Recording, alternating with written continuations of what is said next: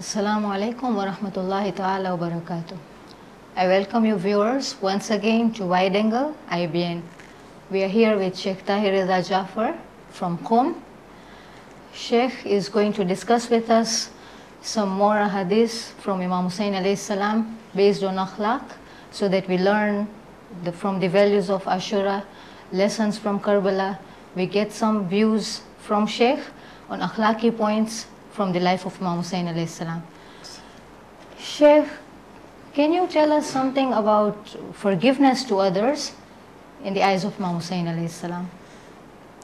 أعوذ بالله من الشيطان اللعين الرجيم بسم الله الرحمن الرحيم الحمد لله رب العالمين وصلى الله على محمد وآله الطيبين الطاهرين اللهم صل على محمد وآل محمد. The life of Imam Hussein alayhi salam is replete with examples of forgiveness.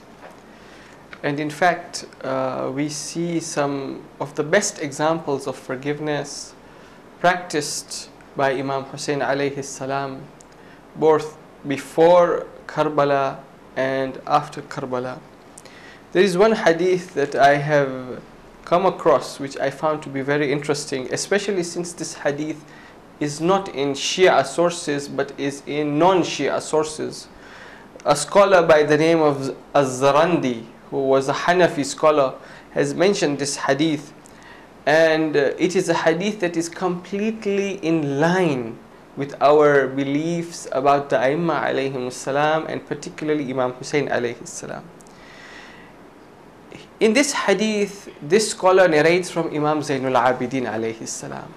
And Imam Zainul Abidin alayhi salam, as we know, was an imam who was highly respected by all the Muslims of his time, whether they were Shia or not Shia.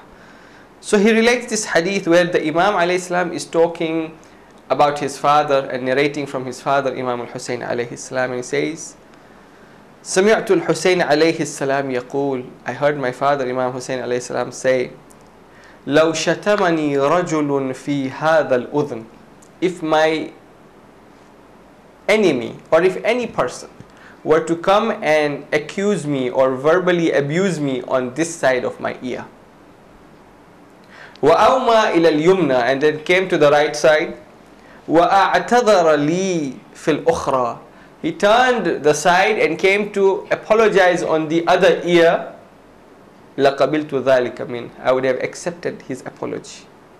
وذلك أن أمير المؤمنين علي بن أبي طالب عليه السلام حدثني أنه سمع جدي رسول الله صلى الله عليه وآله يقول لا يرد الحوض من لم يقبل العذر من المحق أو مبطل. He says that my father Imam Hussein alayhi salam told me, and he narrated and he spoke to me. He said that if a person comes and abuses me on one ear and then moves to the other side and says sorry, I will accept his apology. Why? Because I heard my father Imam Ali alayhi salam narrating from my grandfather, the Prophet of Allah, may Allah's blessings be upon him and his progeny, saying that no one will enter the hawd, that special pond in Jannah, except that person who accepts the apology of one who is sincere and one who has truly made a mistake, or one who is insincere and does not mean it when he's making the apology. So from this hadith we find that Imam Hussein alayhi salam had a sense of forgiveness in him, that he was ready to forgive even a person who would do something bad to him and then apologize. Even if the person's apology was sincere or insincere, he was ready to forgive. And that shows that great compassion that Imam Hussein alayhi salam, and of course all the Aimma alayhim salam, had towards the people. And so we find that in order to learn practically how important forgiveness is, we have to look at the lives of the Prophet and the Imam alayhim salam, and when we come across such hadith, it really uplifts us and gives us an idea of the importance of forgiveness. But Sheikh, when someone comes to apologize and you know that he is insincere, why does Imam say he would accept his apology? What is the importance of accepting someone's apology knowing that he is insincere? That is a very good question. And it's worth pondering upon this, that why does Imam say min muhiq and min mubtil? Yes. One who is truly apologetic, truly sincere, truly regretful and remorseful, against one who is insincere and doesn't really, he's just apologizing verbally, but he doesn't really feel that remorse. You see, when somebody does something bad to you and harms you in any way, there is a sense of hatred, a grudge, some rancor, some ill feelings even, that come into your heart for that person. And that is why when Allah Azza wa Jal in Surah An-Nur verse 22, when He talks to the people and He tells the people to forgive one another, especially those who are in a position to forgive, He says, وَلْيَعْفُوا وَلْيَصْفَحُوا أَلَا تُحِبُّونَ أَنْ يَغْفِرَ اللَّهُ لَكُمْ. So forgive one another. Forget one another's grudges. Do you not want Allah to forgive you? So here, from this verse of the Quran, we realize that there is a direct link between our level of forgiveness and the forgiveness of Allah to us. If we forgive people, Allah forgives us. It is there in the narrations as well. One who quickly forgives will be quickly forgiven. Alright? And therefore we realize that by forgiving, there is benefit for us. By asking for forgiveness, there is benefit for the person who does it if he does it sincerely. If he does not do it sincerely, he does not derive that benefit. But nonetheless, the one who forgives still gets benefit. His heart is cleared of that grudge, is cleared of that rancor, number one. That's the psychological benefit. Number two, he gains the forgiveness of Allah Azza wa Jal. And it is especially hard to forgive those who apologize insincerely. If you know that this apology is insincere, it is especially hard to forgive them. But yet, if you are able to overcome and to forgive them, then you gain that special reward from Allah of His forgiveness, and you free your heart from the binds and the chains of grudge and ill feelings. And that is why we should forgive regardless. Again, we would not be able to really judge whether the apology is sincere or insincere. We would be doing dhan, as we discussed in our last session, yes, when we consider someone's apology as an insincere one. Yes. Nevertheless, is this kind of forgiveness really possible for us? Because we see I'm mentioning it and doing it over and over, like Imam Hussein alayhi salam has mentioned. Imam Sajjad alayhi salam also in his Dua Makarimul Akhlaq, there are several areas where he says, let me be friends with someone who does not want to friend me, let me build ties with someone who does not want to have ties with me, and all opposite, you know. Yes. I mean, something that we would say, if he does not want to talk to me, why should I bother? Yes. But Imam talks something that's contrary to what we do. Yes. Is it because they are Imams, or is it possible for us also to be like that? Yes. Now, the first part of your question is that we may not be able to tell if a person is insincere in apologizing. At times we can. Using the qara'in and using the circumstantial evidence, the way the person approaches you, how the person behaves before and after, you can realize to a degree of certainty that that person was not sincere in their apology. So you can still forgive them and attain a higher level of forgiveness. But if you don't know, then there is dhan, then there is that doubt, there is that assumption, there is a conjecture, you don't know whether that person was sincere or not, then again you come to husnul dhan, you give that person the benefit of the doubt, you say no, it's okay. And that is why Imam says, regardless of sincerity, forgive. If that person was sincere, he will gain the benefit, or she will also gain the benefit. If you're not sincere, at least you will gain the benefit of forgiveness. Now, the second part of your question is very important, because many times we are asked, that the Imams were ma'soom. Yes. The Imams were infallible. This degree of forgiveness, can it be practiced by non-ma'soom? Can we literally take these teachings and apply them in our lives? And the answer is yes. Why and how? Well, the Imams alayhimus salam taught us how we should behave.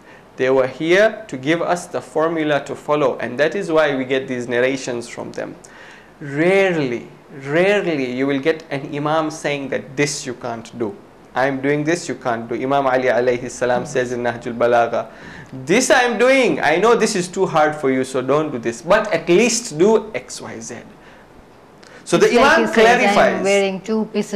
I'm satisfied with 2 shabby pieces of cloth and 2 dry loaves of bread. Yes. I know you can't do that, but Yes. at least help me in piety. Yes. And that is in Nahjul Balagha. And so you find in very rare circumstances that the Imam clarifies that, look, the food that I eat and the clothes that I wear and the house that I have, all these things cannot be practiced by you. So I'm not saying if you want to follow my way, you have to do these things. So Imam clarifies that. However, in all other aspects of behavior, the Imam does and shows us, look, do as I do. That is how it is. And to look for a practical example of this deep sense of forgiveness, we look at the story of a great scholar, Ayatullah al-Uzma Sayyid Abul Hasan Isfahani. His story has been narrated to us that while he was in Maghrib prayers in Najaf Ashraf, someone came and stabbed his son and killed his son. So between the prayers of Maghrib and Isha, he was informed that somebody has killed your son. So he said, Inna lillah wa inna ilayhi raji'un. Allah is the best judge. And then he stood up for his Isha prayers. He led the Isha prayers. After the Isha prayers, they came to him and said, now what should we do with this person? He said, I've already forgiven him. He said, I have already forgiven him. What is this deep level of forgiveness? Somebody does such an atrocious act, an act that really none of us would be able to bear. Yet a person reaches that degree of itmi'nan and that degree of ridan biqada'ihi and that degree of complete submission to Allah, to the will of Allah, that he says, I have forgiven him. So it is practical and possible to attain that. It is not easy. The point is not that it is whether it is easy or not. The question was, is it possible or not? And from these examples we find it is possible. And we pray to Allah that we too gain this type of level of forgiveness in our lives, inshallah. I think this example was a very nice one. Yes. Although we have examples of like companions of the Aimma giving forgiveness, like that of Malik Ashtar, and he was walking on the roads and someone abused him. And he went to the mosque and the person realized that, oh, so this was Malik Ashtar. And he went to ask for forgiveness, but Malik was praying for him.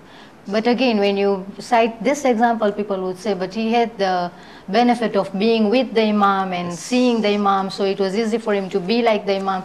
But this example that you've given serves better because it's someone like me and you, of course, at a much higher level. But Alhamdulillah. Sheikh, do we have any example of forgiveness from the land of Karbala? The land of Karbala has many examples of forgiveness, but the one that stands out and the one that we remember every year in Karbala is the case of Hur ibn Yazid al-Riyahi. Hur, as we know, was that individual who actually prevented the Imam from entering Kufa. Imam was moving towards Kufa with his caravan, but Hur had been sent with an army of 1,000 people to block the path of the Imam. And Hur came respectfully to the Imam initially, but the Imam did not accept. So Hur held the reins of the Imam's horse and prevented the Imam from moving forward. This is no small crime. This is a grave crime. He is the one who is responsible for the Imam being in Karbala and not in Kufa. So this was a great crime that he committed. However, he was a man whose conscience was still alive. And that is why on the night of Ashura, he was pacing up and down. He was not comfortably resting. And when those who were his subjects and those who were in his army, they saw him, they asked him, Hur, if people were to ask us who is the most brave of soldiers, we would have said, you are the bravest commander. Yet we find that you are in a state of bewilderment. You are in a state where you do not know what you are doing. What has happened to you? We are seeing you in this condition. And Hur said that I find myself between Jannah and Nar. أُخَيِّرُ نَفْسِي بَيْنَ الْجَنَّةِ وَالنَّارِ. I am in a position where now I have to choose. I am in a fork in the road. If I go right, it's Jannah, left is Nar. What should I do? That's the situation I find myself in. So they asked, why? He said, he took them there to a corner which was near the camp of Abu Abdullah al-Hussein, and they heard the cries of thirst of the children. He said, look at this. Now this is something that evokes human reaction. If you see dhulm and oppression anywhere, to any human being, if your conscience is alive, you will feel for that person. Whether that person espouses your religion or not, whether that person espouses your beliefs or not, it is a human condition. He says, I hear this, what do you think? And these events then led to Hur coming to the camp of Imam Hussein alayhi salam, completely remorsefully, with regret. The way it is described is he had his hands tied and blindfold on his face, on his eyes, and he was brought in the state of a prisoner. He himself said, take me in this state. Why? Because now I am going to ask for forgiveness for the greatest of sins, of the biggest crime. Because I am responsible for all these cries of Al-Atash. I am responsible for the Imam being in this situation where he is surrounded. And the Imam accepts him, and he embraces him, and he forgives him. And this level of forgiveness was something that shakes the hearts of those who listen to it. Because we think to ourselves, if the Imam alayhi salam, he is ma'asum, no doubt, he is the highest human being at his time, closest to Allah. But if this is his level of forgiveness, then how forgiving is Allah? How forgiving is Allah? And this therefore is the best example that we can quote from Karbala for forgiveness. I know it's out of context. Hur was amongst the army of so many who were opposing Imam Hussein alayhi salam, but peer pressure did not affect him. Can you shed some light on peer pressure? Sometimes, you know, when you there are times when you know what is right and what is wrong, but you would not do the right thing only out of peer pressure. Peer pressure is something that unfortunately is a reality in our societies, and it is not something that is limited to the young people. Yes. It is there in all sides. However, the level of a person's iman, the level of a person's trust in Allah, and how awake the conscience of a person is, are all factors that play a role. We find throughout history there have been people who just follow the tide. Whatever people are doing, they do because they know if we go against the tide, if we go against the status quo, then we will put ourselves up for ridicule, we'll put ourselves up for degradation. So they do not take that step. But throughout history also, there have been people who realize that no, when it is haqq, and you stand up for haqq. And therefore this requires a special tawfiq from Allah Azza wa Jal. And Allah gives that tawfiq to those who have earned it. And Hur, according to some narrations, had done certain deeds that gave him that tawfiq, that on the night of Ashura he made the right decision. There were many people in the army of Imam Hussein in the army that was against Imam Hussein alayhi salam, in different instances, who doubted. We are told that on the day of Ashura, when Imam Hussein brought Abdullah al-Radi', when he brought his son Aliyun al-Asghar outside and he put him on the hot sands of Karbala, or when he asked for water for him, people began weeping. They were, but why did they not come and join the Imam? They were doubtful of their position. They knew that we are fighting against the beloved of Rasulullah. Still, they did not come to the Imam. And therefore, they were in the second category, those who fall under that peer pressure and say, oh no, we will lose our status, we will lose our friends, we will lose our companions. They will do the worst things under that type of pressure. So it requires a certain tawfiq from Allah, and that tawfiq comes by your iman, your action, the way you behave in certain trials when Allah gives you. You pass those tests, then Allah gives you that tawfiq to be able to overcome these kind of social pressures. Okay. Imam Ali alayhi salam says in Nahj al-Balagha, Al-insan makhfiyun tahta lisanihi. A human is hidden under his tongue. What can we tell about the character of Imam Hussain alayhi salam, having heard these words from him? Imam Hussain alayhi salam was a person, of course, first of all, he was an imam, so he was ma'asum. His character, if you look at the history of Imam Hussain alayhi salam, you find that his character was that of a very compassionate person. He was extremely soft-hearted. He could not bear to see any dhulm happening to anyone. And amazingly, all the dhulm happened to him. He, in his life, he saw instances where dhulm was happening, he could not take it. He would always help those who were madhloom. And from his nature, we find that he was a very compassionate person. But whenever he spoke, because your question is that Imam Ali said that a man is under his tongue, he's hidden. As long as he doesn't speak, you don't know who he is. You don't know his level, you don't understand him. Imam Hussain alayhi salam spoke in Karbala. What did he say? He was reminding the people until the last moment of his life. He was telling people, fear Allah, what are you doing? You will be damned for eternity for this. Imagine Imam Hussain is advising his enemies. He is still thinking about what the akhirah is going to be for these people.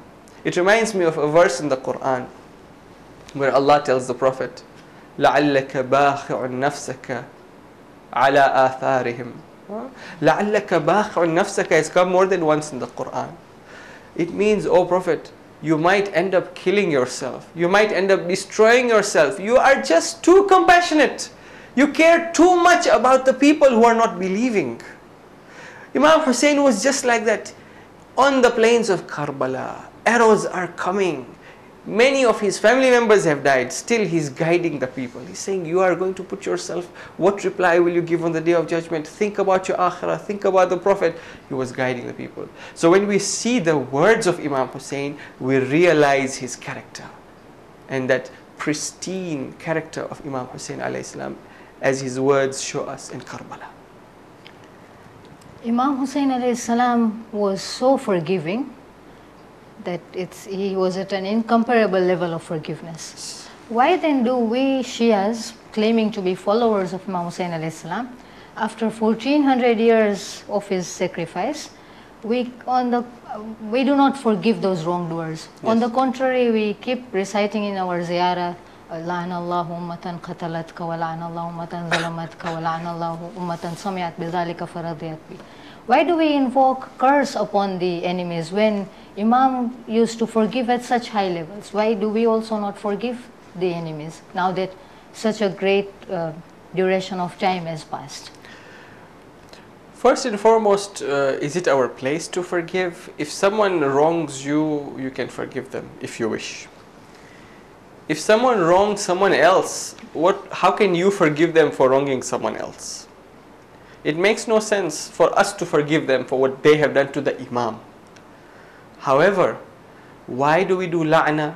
Before I answer that, I want to explain the meaning of la'na. Please do. La'na means that we pray to Allah to divert His mercy away from them. We do not pray to Allah to curse them and to make them, their faces turn black, and this is the common understanding of la'na. But this is not the philosophy of la'na. Obviously, if the mercy of Allah turns away from them, all these things will happen to them, because we cannot survive without the mercy of Allah Azza wa Jal. But the true meaning of la'na is praying to Allah to turn His mercy away from them. Now, why do we do la'na? I do la'na because Allah does la'na to these people. What does Allah say in Surah Al-Ahzab, verse number 57? Allah says, إِنَّ الَّذِينَ يُؤْذُونَ اللَّهَ وَرَسُولَهُ لَعَنَهُمُ اللَّهُ فِي الدُّنْيَا وَالْآخِرَةِ وَأَعَدَّ لَهُمْ عَذَابًا مُهِينًا. Those who do adhiya means to cause pain, cause trouble, harm, make disappointed, make sad. Those who do this to Allah wa Rasulah and to His Prophet, la'anahumullah. Allah sends His la'na on them. Now you tell me, was not Imam Hussein beloved to the Prophet? Did he not say, Husaynun minni wa ana min al-Husayn? Did he not say, Allahumma wali man walah wa adi man adah? Did he not say all these things about Imam Hussein? Yes, he did. He says that bear witness that I love Hussein. He told his companions, bear witness that inni uhibbu, bear witness. So he's taking their testimony that yes, Ya Rasulullah, you love Hussein. Now, if the Prophet loves Imam Hussein and someone were to kill Imam Hussein, would that not be an adhiyah? Would that not hurt the heart of the Prophet? Obviously it would. What happens to those who hurt the heart of the Prophet? Allah does la'na on them. So it is the sunnah of Allah Azza wa Jal, which is the highest sunnah. We have sunnah of the Prophet, we have sunnah of Allah. It is the sunnah of Allah to do la'na on such people. So who am I and who are you to question me about why I'm doing la'na, and me to say, no, I'll not do la'na. Allah does la'na, I do la'na. And I follow the teachings and the sunnah of my Lord in this matter. And that is why we do la'na. Okay, as far as la'na to the ummah that killed the Imam and that did zulm on the Imam, I've understood your explanation. But when it comes to فَلَعَنَ اللَّهُ أُمَّةً سَمِعَتْ بِذَلِكَ فَرَضِيَتْ بِهِ, and I invoke curse upon that qawm, that ummah, which heard of it and were at a state of ridha with it, were satisfied with it. Yes. Usually we don't use the term ridha in that way. Yes. Because ridha is a term that is usually used in a positive connotation. Yes. However, here, radiyat bih, that means they were radi with what they did. They were pleased with that act. Is it they were pleased with the act or they accepted the act? Exactly. They accepted it and were pleased with it. Even if you accept it, you are part, because rida has two meanings. One is you are pleased with it. Yes. One is you are satisfied with it. Okay. You don't have any problems with it. Okay. That so you don't say anything about it. You don't say anything about it. You may be quiet, but you may not be with them. Your heart is against them. Then you are not included in this statement. Okay. All right. So, لَعْنَ اللَّهُ أُمَّةً سَمِعَتْ بِذَلِكَ فَرَضِيَتْ بِهِ. Some people heard that Imam Hussein alayhi salam was slaughtered in Karbala with his companions, and they were happy about it, or they were satisfied, or they were pleased, or they accepted it, or they didn't bother, they were okay about it. It didn't cause them to flinch, it didn't cause pain to them. These are all grouped under that la'na. These are all grouped under that curse and that la'na. Now, it's very interesting that if we look at the history and we find that Jabir ibn Abdullah Ansari comes with Atiyah to the land of Karbala to do ziyarah of Imam Hussein alayhi salam. He is known as the first zair of the qabr of Imam Hussein alayhi salam. And it's beautiful the way it is narrated that he teaches us the adab of ziyarah, where he goes to Furat, he does ghusl, he puts atr, then he comes, he walks slowly, crying, seeking permission, falling on the grave. So it's beautiful, that narration, how he does the ziyarah. But in the process he says something. He says, bear witness, O Allah, that we are also with them. We have also sacrificed ourselves with them. So Atiyah is saying, Jabir, why are you saying we are with them, we have sacrificed with them? And you are still alive, you have not given this sacrifice. So Jabir was the companion of Rasulullah.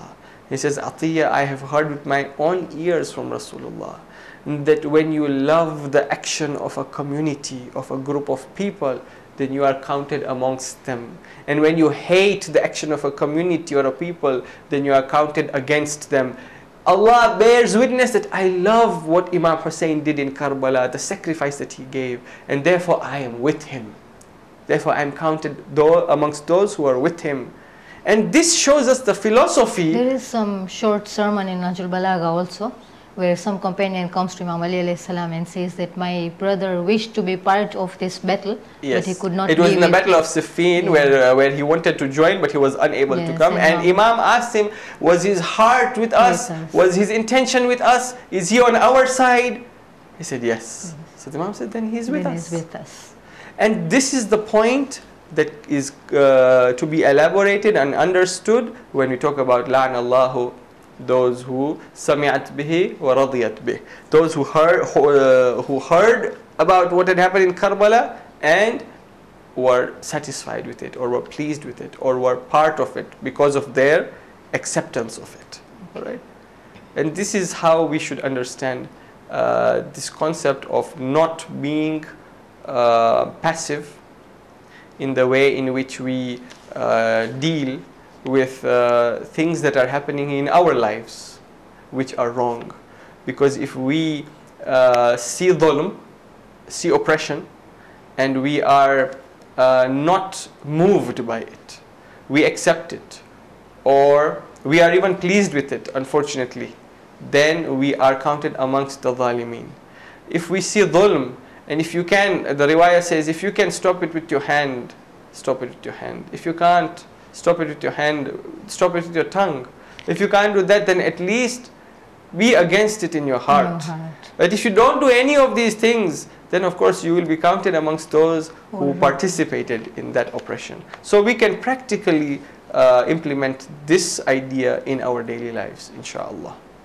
So in conclusion, we can say that Imam Hussein alayhi salam has showed a very high level of forgiveness, and that forgiveness is beneficial to ourselves before it benefits the person we forgive, in the context that when you forgive someone, you free your heart of the burden of grudge that you hold against him, and in return Allah subhanahu wa ta'ala also forgives us. And wherever we see any kind of oppression or zulm being performed, then we should not keep quiet, but raise either our voice against it, or whatever we can do to stop that zulm from being performed, we should do it. And if there is no means possible, like we see today, the way we are sitting in Tanzania, and we see lots of oppression being carried out in the Middle East, but at least we can do dua, and the least we can do is have hatred against that zulm in our hearts. Thank you, Sheikh. Wassalamu alaikum wa rahmatullahi ta'ala wa barakatuh.